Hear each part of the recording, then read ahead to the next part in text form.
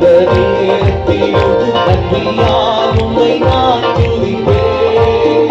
இயேசுவே உம்மை நான் துதிப்பேன் துதிப்பேன், எந்த வேளையிலும் துதிப்பேன். ஐயா வாழ்க